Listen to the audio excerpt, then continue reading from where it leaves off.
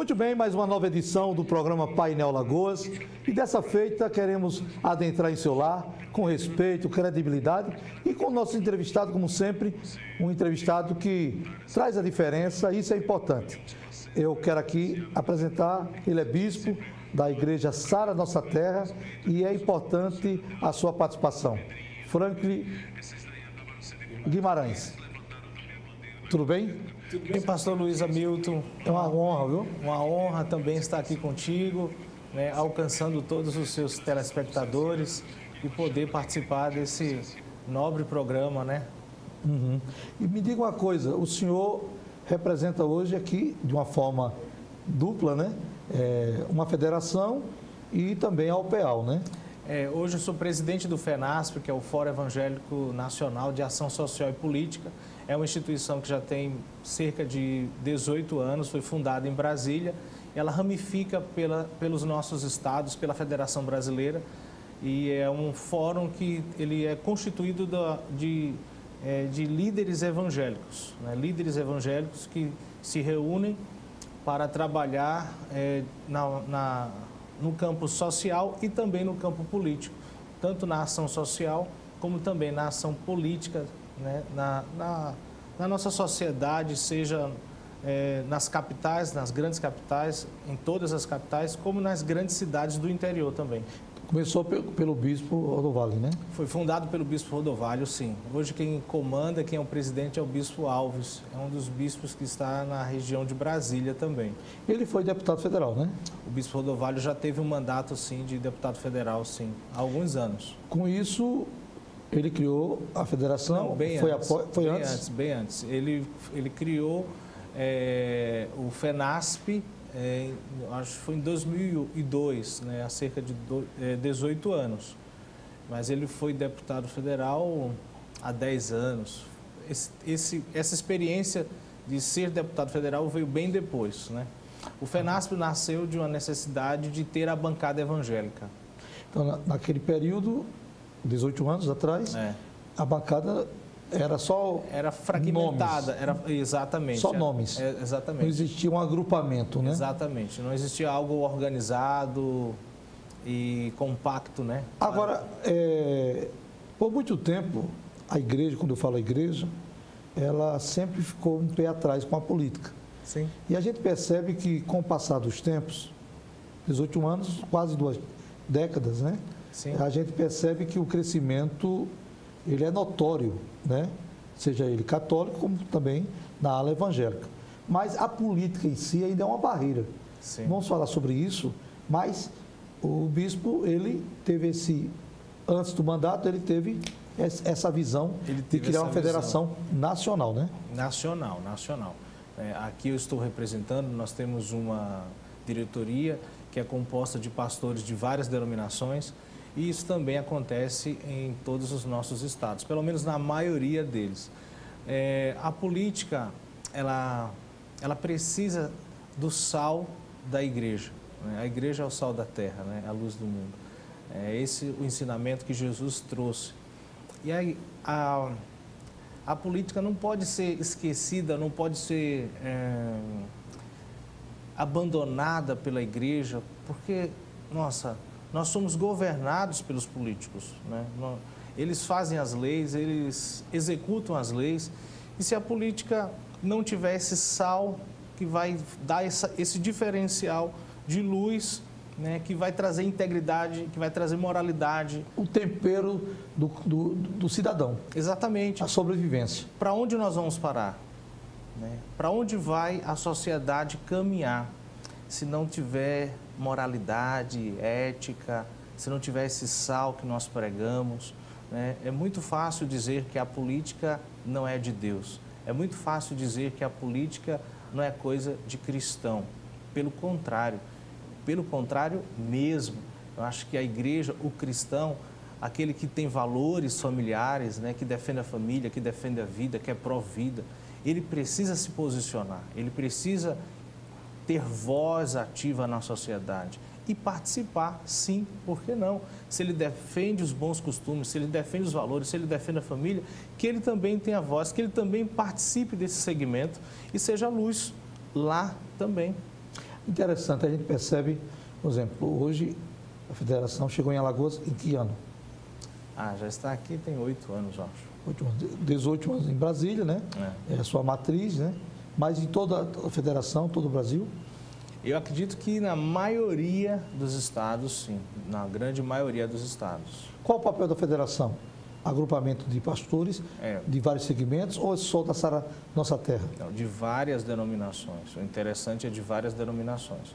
Né? Porque só a Sara Nossa Terra fica algo muito segmentado. Né? O intuito é reunir os pastores e trazer uma consciência política e uma unidade, né? Para que cristãos sejam até católicos, independente de serem evangélicos ou não, mas pessoas que defendam os valores da família, que defendam a vida, que defendam a ética, que defendam, né, que sejam contra a legalização das drogas e por aí vai, né? São muitas as bandeiras, são cerca de 9 bandeiras defendidas pelo FENASP e pela bancada evangélica. Então, assim, existem padres que trabalham dentro desse segmento também, existem pessoas muito sérias que estão levando à frente. Não existe só aquela questão, só pastores, não, mas também o segmento católico, né? Sim, também. É o cristão, né? Nós defendemos, nós nos unimos para defender, para representar e defender o cristianismo. Porque a bancada federal, no caso, não é tão grande assim em números, né? Mas em unidade com a Igreja Católica ajuda muito, né? Ajuda muito, sim. E algumas votações, né, que acontecem, seja na Câmara ou no Senado, há, sim, um agrupamento em prol, né, de determinados temas, né, de determinadas teses que são defendidas, sim, pela Igreja como num todo. O aborto é uma delas, por exemplo. É algo, eu acho o aborto une todo mundo, une evangélico, católico, todo mundo, contra o aborto.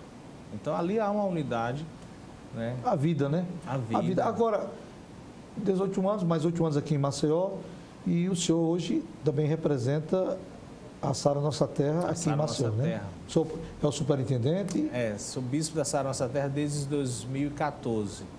O anterior era o bispo Lindomar Alves, né, que ficou aqui há 27 anos. Foi presidente da UPEAL. Foi 3 vezes presidente da UPEAL e trabalhou muito. A Sara Nossa Terra sempre teve a sua participação importante na história cristã aqui em Alagoas, né?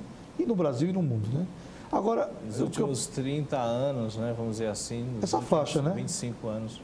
Agora, o que nós percebemos hoje é a dedicação da federação focada às últimas eleições, a penúltima eleição, a antepenúltima eleição. A gente percebe que vocês estão mais, assim, direto e um chamamento mais forte para as lideranças de segmentos pequenos, médios e grandes. Toda igreja ela está em crescimento. Não existe igreja pequena. Existe igreja em crescimento. É verdade. Eu acredito nisso. A igreja ela não é pequena. Ela pode ser pequena naquele segmento ali, mas ela tem uma tendência de crescer. Com certeza, com certeza. Com certeza. Nós temos participado, né? O nosso grande intuito é levantar representantes, né?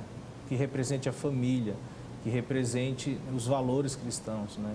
Que sejam porta-voz da palavra de Deus dentro da Câmara, seja municipal, seja federal, né? Que sejam pessoas sérias e comprometidas com a verdade. Pessoas que zelem pelas crianças, né? Hoje nós temos, né, uma grande preocupação com a educação, por exemplo, né? Somos contra a ideologia de gênero, algo que quer se empurrar de goela abaixo, né? Que quer se aprovar a todo custo. Durante anos há uma batalha contra a ideologia de gênero, né? Nós queremos cuidar das crianças. E isso precisa se ter representantes políticos para isso, pessoas que prezem a família, que sejam, de certa forma, conservadores. Que defendem os princípios, né? Os princípios cristãos. Não precisa ter uma igreja, mas que defenda o princípio. Não. E é por isso que se unem evangélicos, católicos, né? E é por isso que se unem. A diretoria é formada, a executiva, com presidente, vice-presidente, né? Vice-presidente, secretário, tesoureiro. Quem é o vice-presidente? Aqui a gente tem o pastor Geraldo, né, e o pastor Manassés. Conheço todos os dois. Pastor Geraldo da Igreja Batista, o pastor Manassés da Igreja O Caminho. Isso é importante. Agora, Algum segmento nesse ano, antes do Covid, vocês fizeram algum seminário? A federação promove seminários, congressos? Nós promovemos reuniões, né, onde a gente vai trazendo sempre a conscientização política dos pastores, dos líderes, né? E sempre, né, nos anos que acontecem as eleições, né, para que haja uma conscientização e haja um despertamento e os líderes possam passar aquilo que eles pensam, aquilo que está no coração deles, aquilo que eles entendem como algo que vai ser bom para a igreja, para a família. O que eu percebo, por exemplo, o bom da federação é que a Sara Nossa Terra, ela faz o rodízio, né, dos seus bispos em cada também. estado.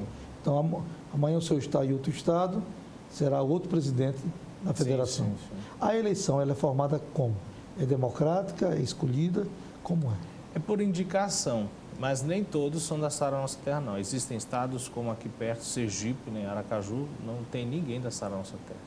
Agora, Recife também, aqui perto, Sim. Pernambuco, não tem ninguém da Sara Nossa Terra. São pessoas que se colocam à disposição. Sente a seriedade, né? Elas se colocam à disposição e aí elas são reconhecidas, né? Elas são trazidas para perto, né? Agora... É mais dentro desse contexto, porque a carência de liderança é grande, a carência de gente envolvida, a carência de gente que quer deixar um pouco de fazer o que ele já faz para pegar mais uma causa é grande. Então, na medida que essas pessoas vão se disponibilizando, essas pessoas são bem recebidas. E independente se é da Sara Nossa Terra, se é da Igreja Batista, se é da Assembleia de Deus, enfim, se é um católico, né, se é uma liderança católica. Agora, esses paradigmas, a gente percebe que existe uma grande dificuldade no nosso meio, no meio cristão, é essa questão de ser e ter. Às vezes muitos se confundem, né? O ser e o ter. E isso pode ser levado de uma forma mais crítica do apresentador, porque a gente percebe que o papel tem que ser preenchido com credibilidade, mas também com competência. Não é só dizer que está politicamente correto, políticas públicas, mas tem que saber o que está defendendo e o que vai defender. Porque com o Covid, por exemplo, o que foi que a federação representou agora, assim, o quadro inverteu. A federação representou nesse Covid para os seus pastores associados, pastores, né, bispo, reverendos, não importa. O que foi que a federação apresentou para essas igrejas que muitas vezes, sem muito recurso, Sim. foi pega de surpresa também para as grandes que têm grandes recursos, o Covid. O que vocês apresentaram? O FENASP se uniu ao OPEAL, né? Ao OPEAL, Ordem dos Pastores do Estado. O senhor é o vice, né? Um dos vices, são 2 vices, eu sou o segundo vice. Sim. O presidente é o pastor Glauco, né? E essa união, nós formamos uma comissão para representar as igrejas. E eu estive nessa comissão, como presidente do FENASP. A OPEAL também estava ali representada. Nós fomos ao Palácio, nós tivemos reuniões por teleconferência e nós fizemos o que podíamos fazer para que a igreja fosse reconhecida como essencial, né? Para que a igreja tivesse a sua autorização para que ela pudesse funcionar. Demorou muito. Demorou muito. Na verdade, não foi aceito, né? Não foi aceito. Isso aconteceu no mês de julho e assim, isso trouxe uma certa indignação de muita gente. Houve uma revolta, eu percebo que houve uma revolta dos pastores, né?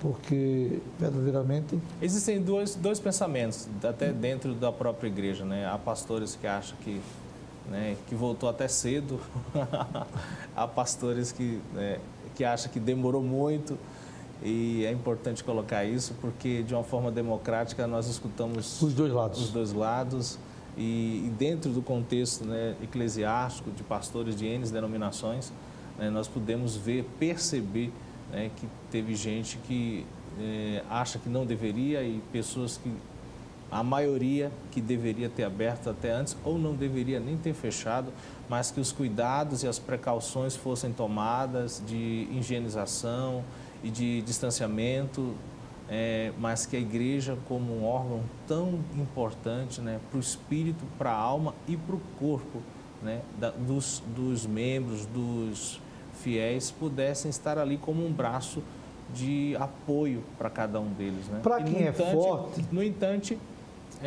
isso não foi feito e a igreja permaneceu de forma online. Né? Os cultos online se multiplicaram e foram eficazes, sim, mas de uma forma diferente. Mas a igreja perdeu. A igreja perdeu. Muito. A igreja perdeu. O que eu percebo nessa situação silenciosa, por exemplo, a pessoa que é forte suportou mais equilíbrio.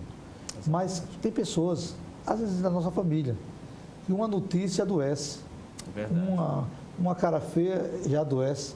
É verdade. Quase 5 meses aprisionado em casa, teve pessoas que entrou em colapso. Com certeza. Colapso, né? Com certeza. Emocional. E a igreja, ela seja católica ou evangélica. E aqui eu sou muito sarado nisso aí. Eu acho que tem um papel, é o quarto poder, não reconhecido, mas de devolver aquele projeto fracassado, exatamente, que é a pessoa que chega praticamente destruído, a sua vida destruída, e a igreja tem esse papel de devolver à sociedade uma pessoa que foi restaurada. Exatamente. Né? Eu acho que não olharam com bons olhos a igreja nesse sentido. Exatamente. Né? Com quem desabafar? Pessoas pois que, né? Nessa crise do Covid, essa pandemia, desabafar com quem? A crise dentro de casa aumentou. A única ferramenta foi o online, né? Os aplicativos, o Zoom, Hangout, Instagram, Facebook, WhatsApp. As únicas ferramentas foram os meios das redes sociais, né? O celular, a internet, enfim. Foi a única forma, né, que nós pudemos permanecer. Graças a Deus, estamos aqui, né? Graças a Deus estamos aqui. Se mostra um escape, né? Se mostra um escape, mas teve gente que não voltou. Pessoas realmente fraquejaram na fé, né, nesse período de pandemia. Pessoas ficaram abatidas no campo de batalha. Né? Quantos relacionamentos não foram afetados, né? Independente de igreja ou não, a pandemia, ela provocou isso, ela provocou muitas crises. Ela antecipou muitas crises. Eu acho que a crise já existiu. Não só no Brasil, mas isso a nível mundial, né? Até no intervalo teve aquela brincadeira ali, eu disse, olha, nós promovemos relacionamento, casamentos, né? Exatamente. Mas a pandemia, ela inverteu. Criou um atrito conjugal em muitos lares e isso trouxe muitos divórcios. E isso foi muito ruim, né? Muitas famílias se desfizeram nesse período, seja no Brasil ou fora do Brasil. E também, ao mesmo tempo, no sentido da mesma dimensão que foi desfazer, foi também de unir. Pais que saíam de manhã, só chegavam à noite, só viu o filho dormindo, chegava teve esse filho dormindo. Se aproximou mais da família. Também, né? Esse momento também teve esse lado benéfico, né? Onde o pai teve mais tempo de estar com o filho e vice-versa, e o casal de estar mais tempo junto também, sim. Houve com certeza esse momento, sim. Muito bem. Eu quero aqui dizer a você que está nos acompanhando que essa federação tem endereço, tem o zap também dela, poderia informar? Olha, eu prefiro dar o meu zap, né? Nós trabalhamos muito de uma forma de bastidores. Sim. Né? Então, o meu telefone é 82996-787971. Mais uma vez? 82996-787971. Bispo Frank Guimarães. Você está precisando, né, de um apoio, você pastor, você liderança evangélica, então você pode fazer o seu contato com a gente. Você quer participar também, quer estar engajado conosco, né, para que a cidade seja abençoada através da sua vida, da sua liderança, entre em contato conosco também. Agora as reuniões são feitas... Nós estamos muito juntos com a OPEAL, então nós andamos muito juntos com a Maceió Hotel. No Maceió Hotel, às quintas-feiras, às 9h30 da manhã. Trouxe uma musculatura para a OPEAL, né? Fortaleceu o movimento. Sim. Precisa de uma oxigenação. Exatamente. Eu acho que todo momento precisa. O Glauco, presidente, é uma pessoa inteligente, é um médico, né? e Exatamente. lida com pessoas, né? Exatamente. Eu acho que essa fusão, né?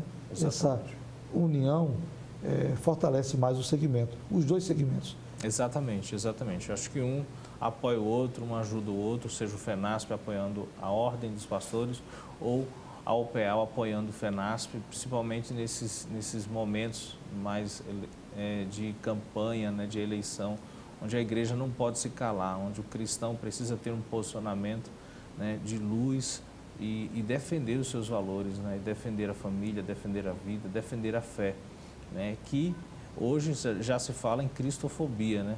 Você percebe que aqui mesmo na América Latina, né, algumas igrejas estão sendo queimadas, saqueadas, como na Europa, enfim, isso está acontecendo aí. Então, é exatamente um posicionamento da fé, um posicionamento da igreja.